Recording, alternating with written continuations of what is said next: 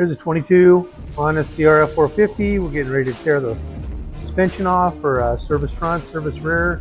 And believe it or not, this bike, it looks very new. It looks like it's in super good shape. Just goes to show you, if you take care of them, they look good. It's got a bunch of trick stuff on it, the X-Trig. It's got an HRC brake there, a good pipe.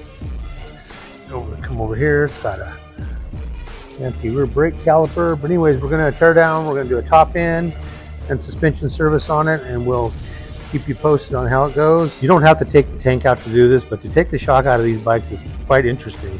You take both side plates off, and there's a right through here you can get a long Phillips screwdriver, and you undo the boot from the air box, and then basically you just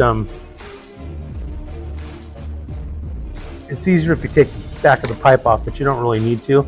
Basically this will come right out of the way like that, and you can just, and there's the shock. It just comes right out here. You can let this sit like this, and then when you go to put it back together, put a little grease on this, put a rag in it so dirt doesn't get in there. But you can put a rag, you can put some grease around this, and it just slides, it'll go back together, and this air box will slide right in there. And just make sure you tighten the clamp down, and it's pretty simple. I tried everything. I could not get the pipe to come apart in the mid. I tried WD-40, heat, everything I could think of. So we had to get it apart. We just worked around it, moved it out of the way, unbolted it, moved it out of the way. We were able to get the head off, and we're going to be able to get the top end done without taking the pipe apart, because I wasted an hour trying to get it apart and I couldn't. This bike looks like it's in really good shape. It does have 88.3 hours, at least as far as the hour meter says. The guy wanted a top end. Typical Honda, they use such good nickel. Still see the original crosshatch with 88 hours. And you look at the piston, and hardly any wear. The black coating is still on it, good. I mean, you know, obviously it's got the typical, you know, carbon buildup on top, but man, the skirts look fantastic for 88 hours.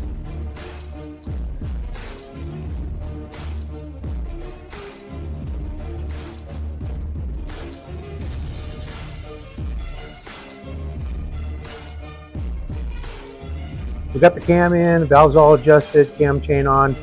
Now I'm going to show you that one of the very important things is setting the cam, the timing of the cam. So you come down here, you set it on this, down here there's a mark in there, that the two marks on the flywheel.